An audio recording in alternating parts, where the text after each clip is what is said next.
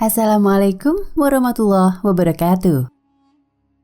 Kalau Anda mencoba bertanya tentang nasib Anda kepada peramal-peramal, tentu itu hal yang sangat bodoh. Mengapa demikian? Karena sebenarnya selain Allah tidak ada yang tahu nasib Anda itu bagaimana.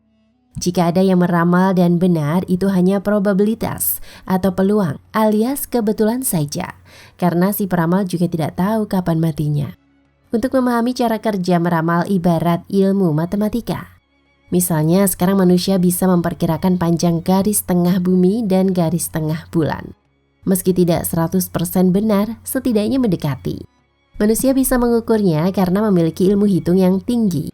Anggap saja hasil yang dicapai dalam pengukuran merupakan hasil ramalan. Mengapa? Karena belum ada manusia yang mengukur secara langsung panjang diameter bumi. Belum ada manusia yang mengukur pakai meteran dari kota New York kemudian menggali tanah dan tembus di kota Paris.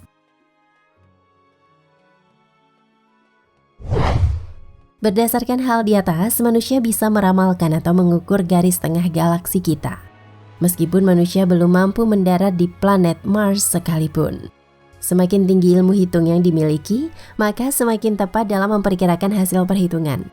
Dari hal di atas dapat kita simpulkan bahwa sebenarnya ramalan para ahli ramal berdasarkan analisa dari berbagai perhitungan.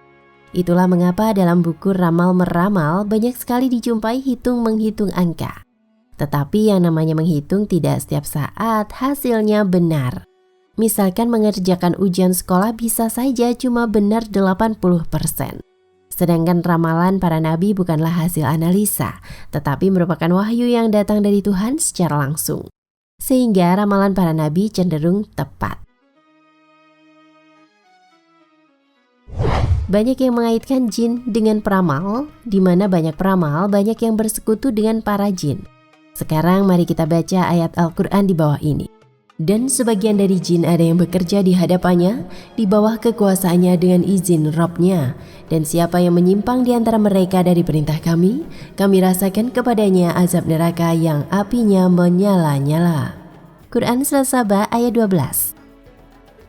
Para jin itu membuat untuk Sulaiman apa yang dikehendakinya, dari gedung-gedung yang tinggi dan patung-patung, dan piring-piring yang besarnya seperti kolam, dan periuk yang tetap berada di atas tungku.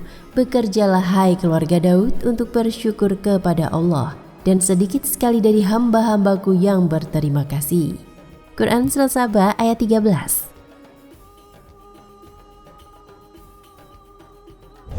Contoh ayat di atas memberitahukan bahwa jin yang selama ini kita anggap mempunyai kekuatan yang hebat, yang bisa mengetahui hal-hal yang gaib, ternyata penuh dengan kekurangan. Bagaimana mungkin makhluk sebangsa jin tidak tahu bahwa ada orang yang sudah meninggal? Ayat di atas konteksnya adalah Nabi Sulaiman memerintahkan jin untuk bekerja demi beliau. Jika ada yang tidak patuh, akan dikenai siksa yang berat. Mereka para jin disuruh membuat benda-benda yang menakjubkan. Para jin itu terus bekerja, karena kalau berhenti akan dikenai hukuman. Ketika para jin bekerja, Nabi Sulaiman dalam posisi berdiri dengan tongkatnya. Nah, para jin tidak tahu kalau Nabi Sulaiman itu sebenarnya sudah meninggal dalam posisi berdirinya. Karena tidak tahu, para jin masih tetap bekerja. Hingga suatu saat ada rayap yang memakan tongkat Nabi Sulaiman dan tersungkurlah beliau. Pada saat itu para jin baru menyadari bahwa Nabi Sulaiman ternyata sudah meninggal. Maka tatkala kami telah menetapkan kematian Sulaiman, tidak ada yang menunjukkan kepada mereka kematiannya itu kecuali rayap yang memakan tongkatnya. Maka tatkala ia telah tersungkur, taulah jin itu bahwa kalau sekiranya mereka mengetahui yang gaib, tentunya mereka tidak tetap dalam siksa yang menghinakan. Quran Surat Saba ayat 14. Wallahu a'lam bishawab.